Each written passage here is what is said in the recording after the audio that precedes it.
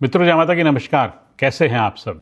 चुटकी बजाने से राहु का उपाय। आपने वाल्मीकि रामायण में कथा सुनी होगी कि जब सीता माता ने सबको सेवाएं दी तो हनुमान जी महाराज को भी एक चुटकी बजाने की सेवा दी, जिसमें उनको ये कहा कि जब भी भगवान राम को जमाई आए तो आप चुटकी बजाएंगे। अब ये कथा लाल किताब के संदर्भ में एक उपाय के रूप में कैसे परिवर्तित होती है, इसको मैं आपको सामने लेकर आया। तो जब भी भगवान राम को जमाई आए चुटकी बजाना और सीता मैया, तो अब इन सभी कैरेक्टर्स को और इन सभी एक्शंस को, क्रियाओं को लाल किताब के ग्रहों के संदर्भ में देखते हैं। भगवान राम क्या हैं? सूर्य का प्रतीक। सीता मैया शुभ शुक्र का प्रतीक और हनुमान जी महाराज मंगल नेक का प्रतीक हैं। और जो चुटकी है वो शुभ केतु का प्रतीक। अब आप कहेंगे हैं चुटकी शुभ केतु का कैसे प्रतीक हो गई? अब आप देखो चुटकी हम कैसे बजाते हैं, इन दो उंगलियों से, एक हमारी मध्यमा और एक ये अंगूठा। अब लाल किताब के जानने वाले समझते हैं कि ये अंगूठा किसका प्रतीक है? शुक्र का प्रतीक। और ये मध्यमा उंगली शनि की है। तो यानी कि शनि और शुक्र के मिलने से जब ध्वनि होगी तो इससे उच्च का केतु प्रकट होता है, उच्च का केतु पैदा होता है। यानी कि शनि और शुक्र के मिलने से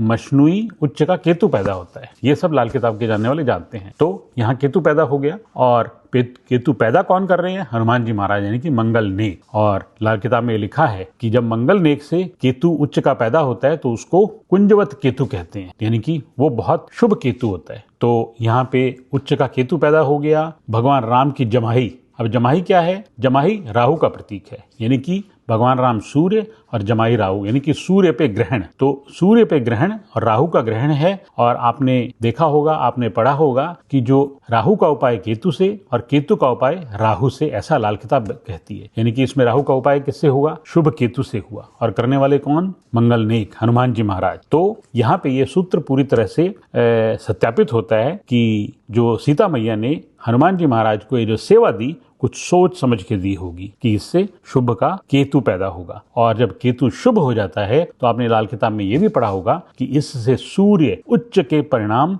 देने शुरू कर देता है। यूं ही नहीं बने ये सूत्र लाल किताब के हमारे शास्त्रों से जुड़ के। तो इसलिए इस बात का ध्यान रखना। और जब भी आप हनुमान चालीसा करें, हनुमान चालीसा का जो प्रावधान है, सामान्यतः हमारे शास्त्र में ऐसा लिखा है कि इसको शाम को करते हैं। शाम को यानी कि जो संध्या वेला है, जो राहु की वेला है, और उसमें अगर आप हनुमान चालीसा का पाठ करते हो तो चुटकी बजा के करो। उससे जाने अनजाने में ही आपके राहु के उपाय होने शुरू हो जाएंगे। जय माता दी। फिर मिलेंगे।